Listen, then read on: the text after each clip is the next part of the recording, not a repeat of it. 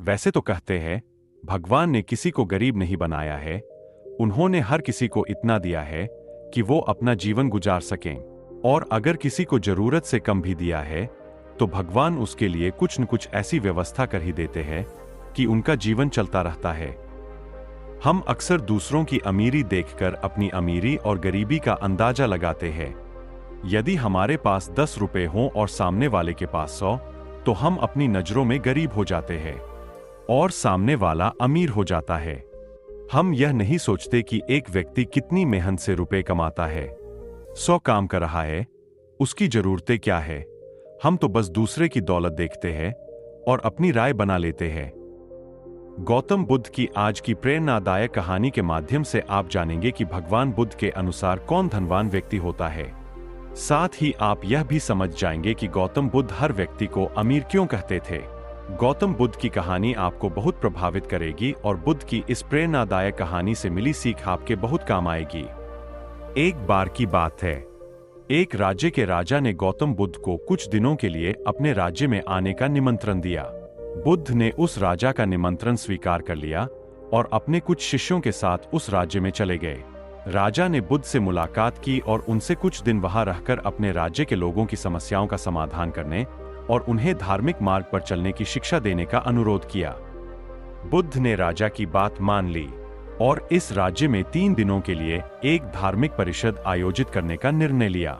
गौतम बुद्ध के आगमन की खबर पूरे राज्य में फैल गई और धार्मिक सभा के पहले ही दिन बहुत से लोग आए।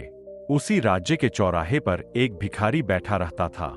उसे भी गौतम बुद्ध के आने की खबर थी, लेकिन वह सोचने लगा कि धर्मसभा में जाकर और यहाँ बैठकर उसे क्या मिलेगा। जैसे जैसे लोग आएंगे वे मुझे भिक्षा में कुछ न कुछ अवश्य देंगे। पहले दिन कई लोग आए और इस भिखारी ने अच्छी खासी कमाई की। अगले दिन फिर वही क्रम जारी रहा। भिखारी ने भीख मांगने के साथ साथ यह भी देखा कि धार्मिक सभा में जाते समय लोग उदास और दुखी हो रहे थे और उन्होंने उसे कुछ दिया भी नहीं। जब वह बुद्ध से मिलकर वापस आता है तो बहुत खुश दिखता है और खुशी खुशी भिक्षा भी देता है। यही सोचते सोचते दूसरा दिन भी बीत गया। तीसरे दिन जब बहुत कम लोग आए तो भिखारी परेशान हो गया। उसने कमाई नहीं की। उसने सोचा कि बुद्ध तो सबकी समस्याओं का समाधान दे रहे हैं, तो क्यों मैं भी उनके पास जाऊं और अपनी गरीबी दूर करने का उपाय पूछूं। ऐसा सोचकर वह भी धर्मसभा में गया, लेकिन वहां लंबी कतार थी। बड़ी मुश्किल से उनकी बारी आई। बुद्ध के पास पहुंचकर उसने प्रणाम किया और कहा, प्रभु, इस गांव में सभी लोग सुखी हैं और सभी लोग धनवान तथा सुख सुविधा संपन्न हैं, फिर मैं गरीब क्यों हूं? तुम गरीब हो क्योंकि तुम हमेशा दूसरों से मांगते रहते हो, लेकिन कभी किसी को कुछ नहीं देते हो। भगवान बुद्ध ने उस भिखारी को देखा। आपको लगता है कि लोग तुम्हें भीख में बहुत सारा धन देंगे, लेकिन आप किसी को बदले में कुछ भी नहीं देना चाहेंगे। यह सुनकर भिखारी बड़े आश्चर्य से बोला, हे प्रभु, मैं क्या लोगों को कुछ दूंगा? मैं भीख मांगकर ही गुजारा करता हूं। मेरे पास देने को आखिर है क्या? बुद्ध कुछ देर के लिए चुप हो गए और कुछ देर रुककर बोले, तुम बहुत मूर्ख हो। भगवान ने तुम्हें और हम सभी को किसी को देने या दूसरों के साथ बांटने के लिए बहुत कुछ दिया है। आपने एक मुस्कान दी है जिसे आप दूसरों के साथ साझा कर सकते हैं और उन्हें आशा और उम्मीद दे सकते हैं।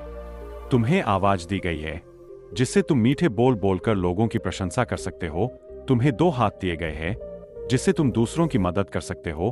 तुम्हें एक स्वस्थ शरीर दिया है जिससे तुम भीख मांगने के बजाय कड़ी मेहनत कर सकते हो। जिस व्यक्ति को भगवान ने बिना किसी कमी के ये चीजें दी है, वह कभी गरीब नहीं हो सकता। आप सिर्फ अपनी सोच के कारण गरीब है। जैसे ही आप इस सोच से बाहर निकलेंगे, आप खुद को दूसरों की तरह अमीर समझने लगेंगे और आपकी जिंदगी भी बेहतर हो जाएगी।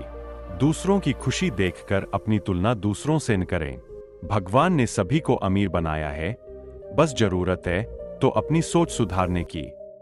भगवान बुद्ध की बातें सुनकर मनुष्य को अपने जीवन का मूल्य समझ में आया और वह उनके द्वारा दी गई शिक्षाओं के अनुसार अपना जीवन जीने लगा। जब हम सभी अपनी तुलना दूसरों से करते हैं या दूसरों को खुश देखते हैं, तो हमें लगता है कि हमारी जिंदगी खराब है और बाकी सब मजे कर रहे हैं। हम अपने जीवन में कभी भी अच्छी चीजों पर ध्यान केंद्रित नहीं करते हैं। हम कभी यह नहीं सोचते कि भगवान ने हमें स्वस्थ शरीर दिया है, जो सबसे कीमती चीज है। आप कितने भी अमीर क्यों न हो, अगर आपका शरीर उपयोगी नहीं है तो वह पैसा भी किसी काम का नहीं है। और वहीं अगर आप गरीब हैं लेकिन आपका शरीर बिल्कुल स्वस्थ है, तो आप अपने आप में एक अमीर व्यक्ति हैं। कोरोना काल में हम सभी ने देखा है कि पैसे से ज्यादा जरूरी स्वस्थ शरीर है। दोस्तों, अगर आपको ये कहानी अच्छी लगी हो तो कृपया करके आपकी प्यारी चैनल पीसफुल बुद्धा को सब्सक्राइब अवश्य करें, ताकि ऐसी ही सीख देने वाली कहानी हम आप तक पहुंचा सके।